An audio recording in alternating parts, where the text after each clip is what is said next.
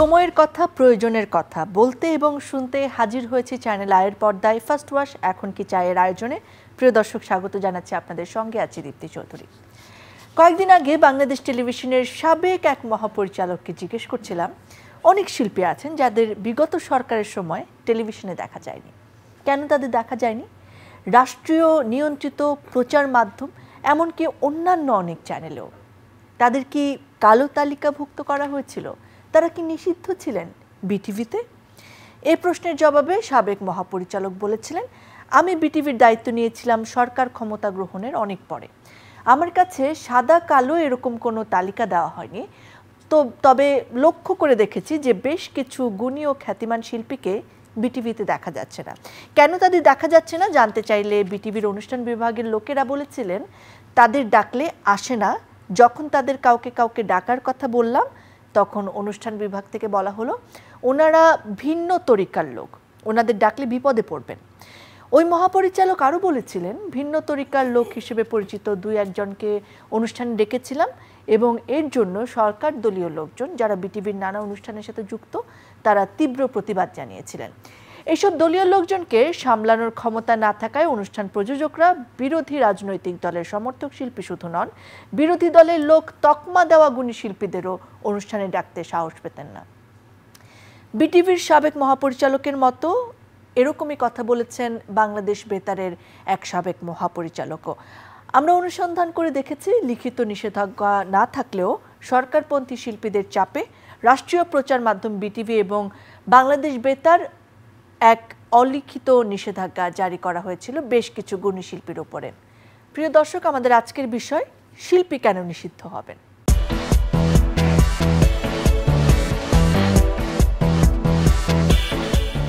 প্রিয় দর্শক, এই বিষয়ে কথা বলার জন্য আজকে দুজন বিশিষ্ট অতিথি স্টুডিওতে উপস্থিত রয়েছেন আমাদের সকলের পরিচিত সঙ্গীত শিল্পী কৃষ্ণকলি ইসলাম, স্বাগত আপনাকে। আমাদের সঙ্গে রয়েছেন আবৃত্তি শিল্পী এবং উপস্থাপক মেহেদী হাসান, স্বাগত। কৃষ্ণকলি ইসলাম, আপনাকে দিয়ে শুরু করি। আপনাদের অনেকে, যেমনটি বলছিলাম আমি, অনেক শিল্পীকে গত 15 বছরের টেলিভিশনে দেখা যায়নি, বিটিভিতে তো দেখা যায়নি, অন্যান্য অনেক টেলিভিশনেও আসলে দেখা যায়নি। কি কারণ মনে করেন? নানা কারণ হতে পারে না। বিটিভিতে আমাকে দুবার দেখা গেছে। আচ্ছা, গত 15 বছরে দুবার?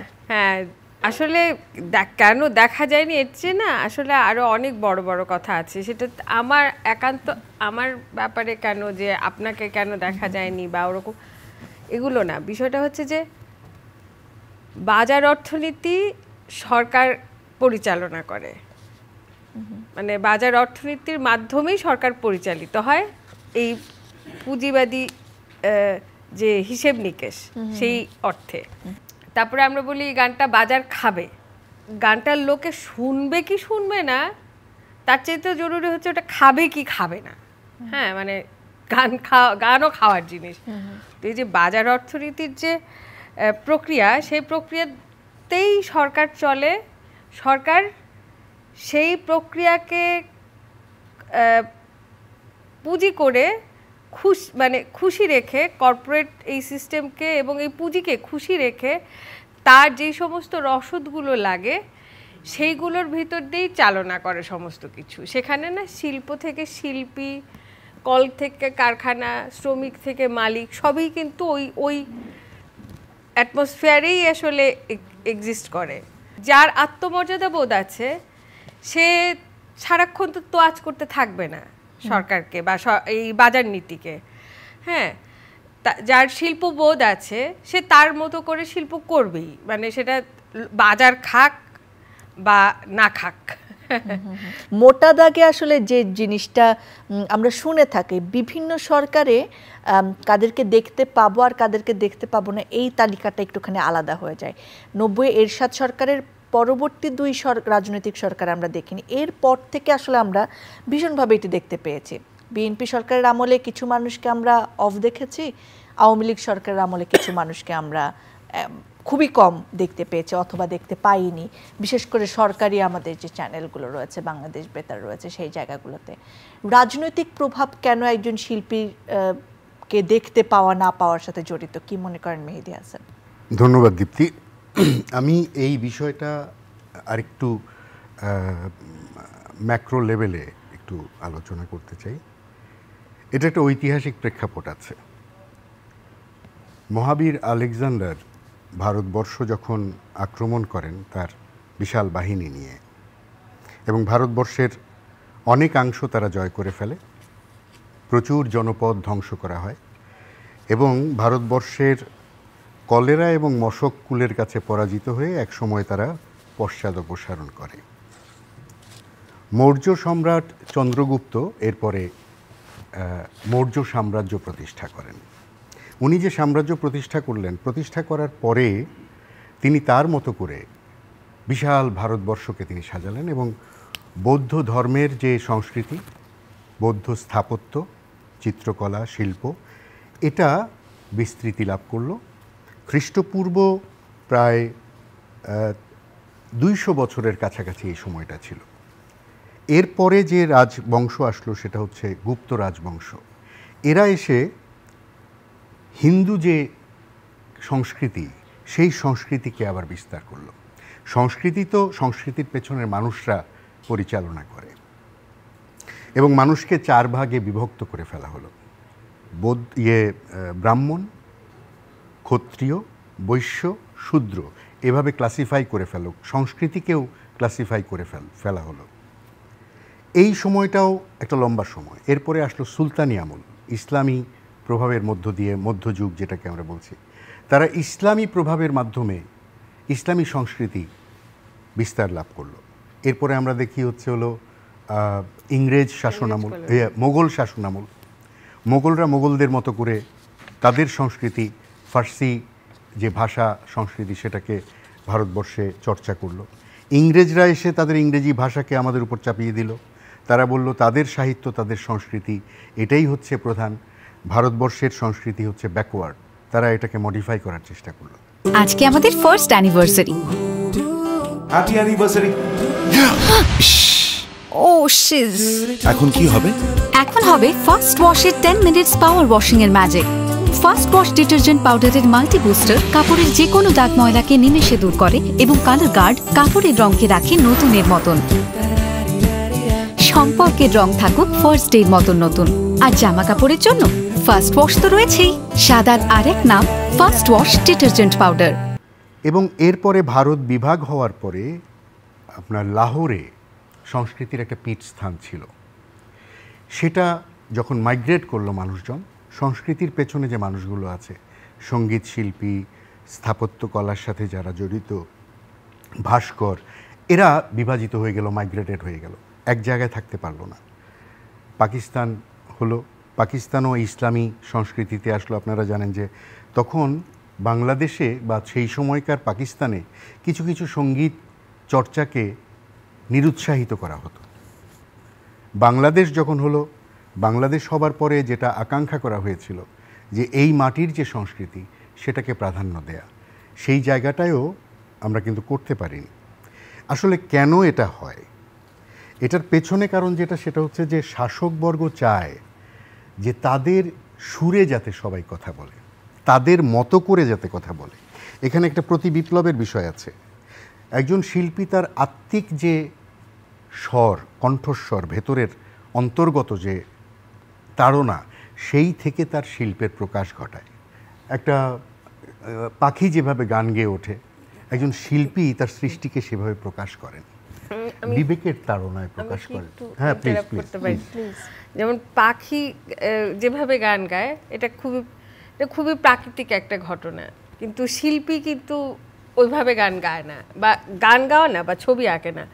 তাকে আগে একটা চিন্তা করতে হয়, একটা প্লট নিতে হয়, তারপরে সে ওই প্লটের উপরে মানে রিঅ্যাক্ট করে। কিন্তু পাখি কিন্তু আমি আসলে স্বতঃস্ফূর্ততার কথা বলছি। আচ্ছা, যেমন মনে করেন যে আপনি, কিন্তু সেই স্বতঃস্ফূর্ততা তো সবসময় আসলে স্বতঃস্ফূর্ত নয়। একটু বলি। যেমন মনে করেন, সাপোজ মনে করেন একজন স্বৈরাচার এসে আপনাকে বলল যে কৃষ্ণকলি, আপনি আমাকে নিয়ে এই গানটি গেয়ে দেন। কৃষ্ণকলি ভেতর থেকে যদি ওই শাসন ব্যবস্থাকে সমর্থন না করেন, ওই শাসন ব্যবস্থার সাথে একীভূত না করেন, নিজেকে মানুষের সাথে যদি সম্পৃক্ত না হয়, তাহলে কৃষ্ণকলি যে এত সুন্দর দরদ দিয়ে গান সেই গান তিনি গাইতে পারবেন না।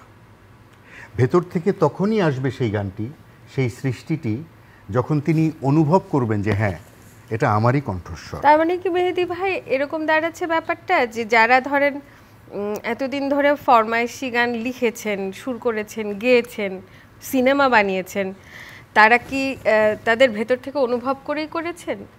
সৃষ্টি, মহান সৃষ্টিগুলো আসলে স্বতঃস্ফূর্ত।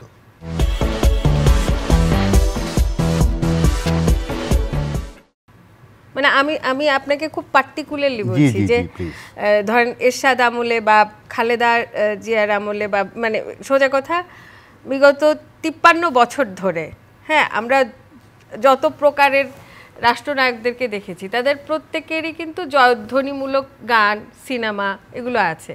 হ্যাঁ, তো সেগুলো তো পয়সা দিয়ে তৈরি করাতে হয়েছে।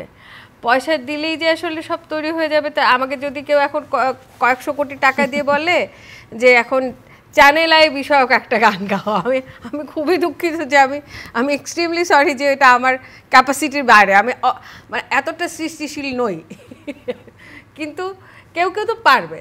হ্যাঁ, তো আমার কথা হচ্ছে যে সে যে পাচ্ছেন তার মানে কি তার ভেতর থেকে সে অনুভব করে পেরেও পাচ্ছেন। মানে যদি প্রশ্নটাকে আমি সহজ করি যে ব্যাপারটা হচ্ছে যে যারা এই ধরনের কাজ করেন তারা কি সত্যিকারের শিল্পী নন? না, তারা কি অনুভব করে কাজটা করছেন? আমার প্রশ্নটা এটাই। আচ্ছা, যেমন আমি কৃষ্ণকলিকে যদি বলি, আমি আপনাকে ডোন্ট টেক ইট আদার, একদম আমি আদারওয়াইজ নিব, আপনি বলেন। আচ্ছা যেমন আপনি প্রথম দিকে যে গানগুলো গেয়েছেন, ঠিক আছে, সেই গানগুলো কিন্তু আপনার ভেতর থেকে উৎসারিত।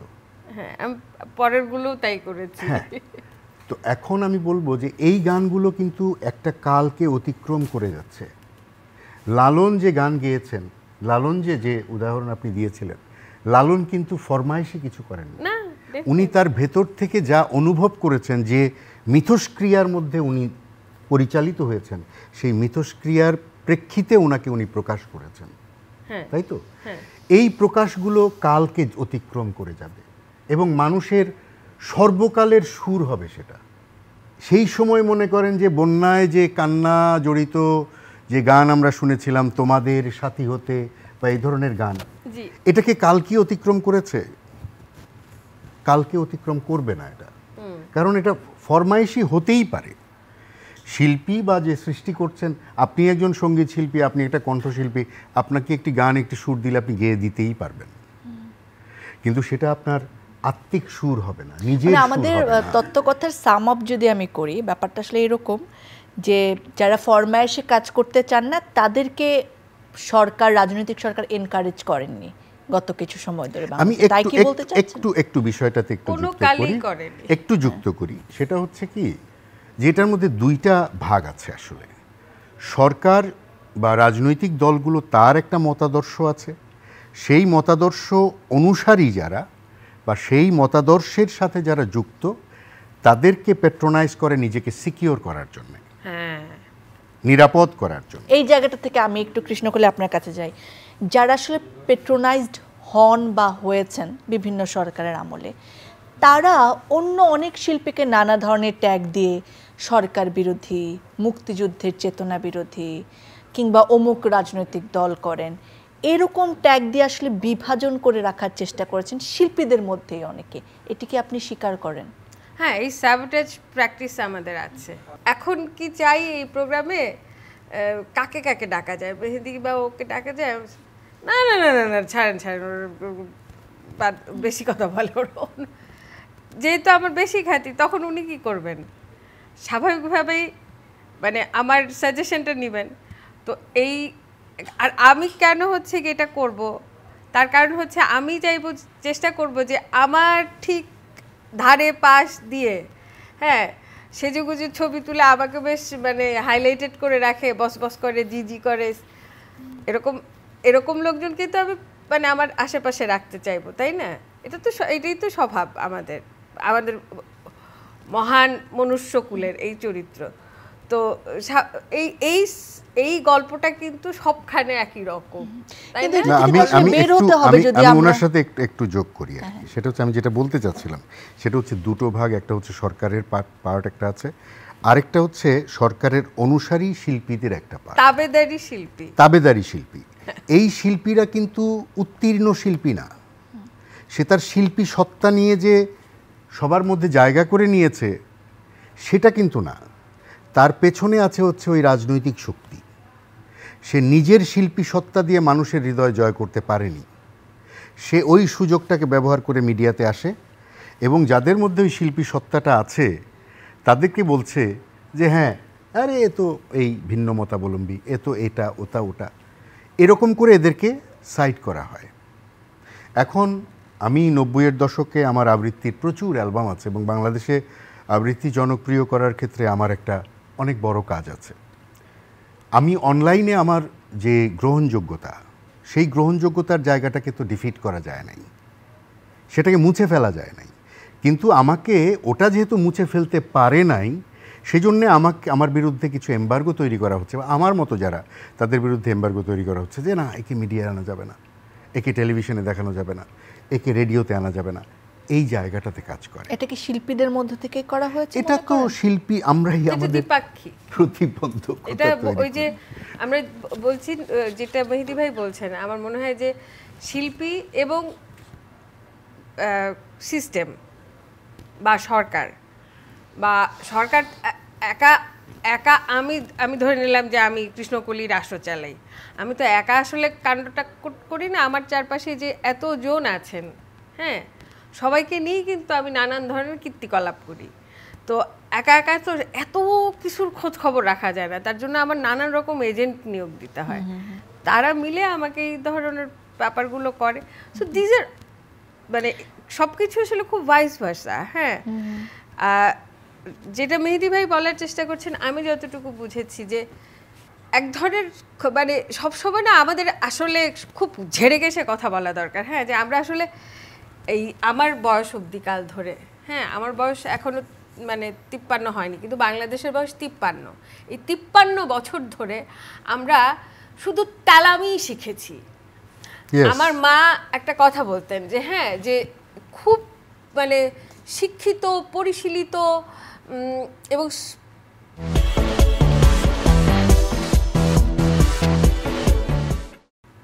কি বলা যায়, ফিলসফিক্যাল, পলিটিক্যাল, সায়েন্টিফিক্যাল ডিসকোর্স ছাড়া যেমন একটা সুস্থ সুন্দর বাচ্চা বড় হয় না, ঠিক সেরকম একটা রাষ্ট্রও তাই হয় না। রাষ্ট্র বলতে তো একটা আয়তন না, রাষ্ট্র বলতে রাষ্ট্রের মানুষ। তো এই 53 বছর ধরে খালি চাটামি আর চালামি তো করে আমরা অভ্যস্ত, যে কারণে এখনো পর্যন্ত একটি সুস্থ, একটি আত্মমর্যাদা সম্পন্ন মানুষ এই বাংলাদেশে জন্মায়নি।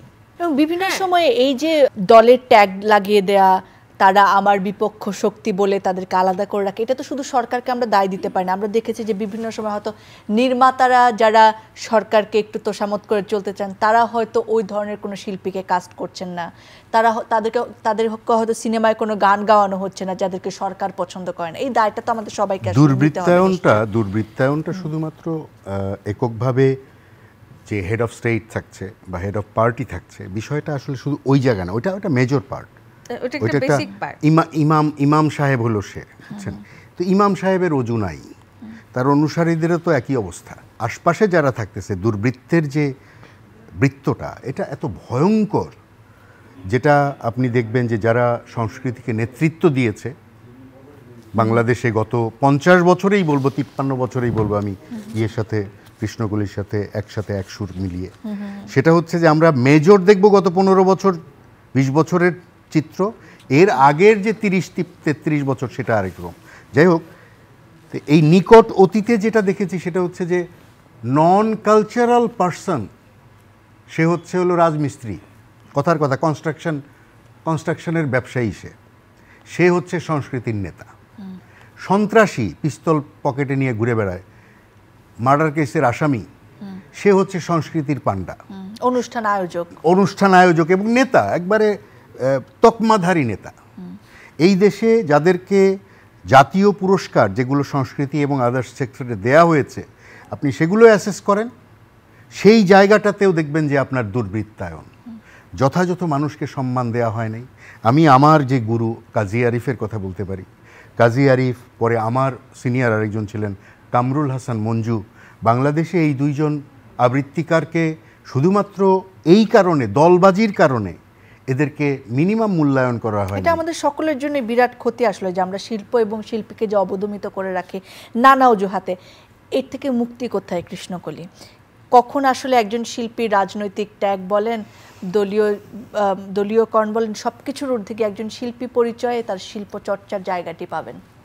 যে দেশে মিলিটারি ডিপার্টমেন্টের বাজেট সেই দেশের এডুকেশন সিস্টেমের চাইতে অনেক বেশি, সে দেশ কখনোই এইরকম সুন্দর একটা সময় পাবে না। কারণ সবচেয়ে বড় মনোযোগটাই দিতে হবে আমাদের এডুকেশন সিস্টেমে। আমি প্রথম কথাটাই বলেছিলাম যে আমার মা বলেছিলেন যে একটা, আমার মা তো বলেছেন ইয়েও তো, নেপোলিয়নও তো বলেছেন যে তুমি আমাকে একটা শিক্ষিত মা দাও, আমি একটা শিক্ষিত সমাজ দেব। তুমি আমাকে একটা শিক্ষিত রাষ্ট্রনায়ক দাও বা নায়িকা দাও, আমি তোমাকে একটা শিক্ষিত জাতি দেব। তো এটা খুবই স্পষ্ট করে বোঝা যাচ্ছে ভাই, ওই কি পাশ পুশ নিয়ে যে ঝগড়াঝাটি করে না, যে ওই রাষ্ট্রনায়ক এই পাশ দেয়া ছিলেন, ওই রাষ্ট্রনায়কের এই অসমাপ্ত আত্মজীবনী, তাতেই করে বোঝা যাচ্ছে উনি কত অসাধারণ। এই রাষ্ট্রনায়কের ক্যান্টনমেন্ট থেকে অসাধারণ ছিলেন, মানে নানান কিসিমের গল্প আছে। কিন্তু সোজা কথা হচ্ছে যে বাজেটটাই হচ্ছে গিয়ে এডুকেশন সিস্টেমে যেখানে দিতে হবে সেটা নেই।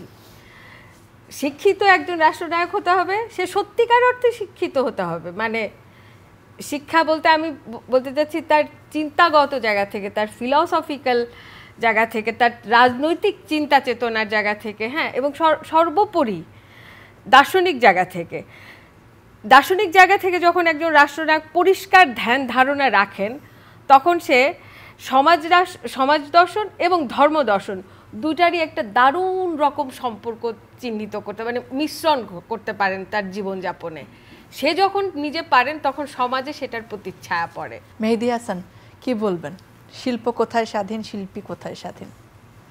আমি একটু দ্বিমত করেই কথাগুলো বলার চেষ্টা করছি। সেটা হচ্ছে যে এটা একটা, আমরা যখন ইউনিভার্সিটিতে পড়াশোনা করেছি আমরাও এই স্লোগানটা দিয়েছি যে সামরিক বাহিনীর খরচা শিক্ষার চেয়ে বেশি। একটা রাষ্ট্র পরিচালনার জন্য পৃথিবীর সকল দেশেই সামরিক বাহিনীর খরচ বেশি, এটা শুধু বাংলাদেশে না। তবে কি সেটা রেশিও অনুযায়ী কোন জায়গাটায় থাকবে সেটা হচ্ছে কথা। আমাদের মানসিকতার যদি পরিবর্তন না হয় তাহলে আপনি যে কাঠামোতেই নিয়ে যান না কেন পরিবর্তন হবে না। সময় বদলে যায় কিন্তু সৌন্দর্যের সংজ্ঞা বদলায় না।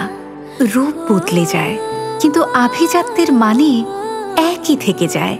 ঐতিহ্য যখন আপন করে নেয় আধুনিকতাকে, তখন সৌন্দর্য ঠিকই খুঁজে নেয় স্যান্ডেলিনাকে। স্মরণের ছয় তোমার উপমায় বদলে দিলে যে আমার। স্যান্ডেলিনা সো, রূপচর্চায় আভিজাত্য। এই যে বর্তমান যে ছাত্ররা, ছোট্ট ছোট্ট শিশুরা, 15 বছর থেকে 20 বছর বয়সের বাচ্চারা, এই বাচ্চারা একটা দানবকে এই দেশ থেকে তাড়াতে সক্ষম হয়েছে। আমরা যারা 90-এর প্রজন্ম, আমরা যারা 90-এর গণ আন্দোলনে ছিলাম, আমরা কিন্তু এটা কল্পনা করি নাই কোনো দিন যে এরকম একটি বিষয় ঘটবে। কিন্তু সেই শিশুর চোখে, সেই নিষ্পাপ শিশুর প্রতিবাদের সামনে এই দানব টিকতে পারে নাই। এখন কথা হচ্ছে যে যিনি রাষ্ট্রপ্রধান হবেন, আজকে যিনি আমাদের প্রফেসর ইউনূস এবং তার নেতৃত্বে যে অ্যাডভাইজারি গভর্নমেন্ট যেটা হয়েছে, আমি অত্যন্ত আশাবাদী।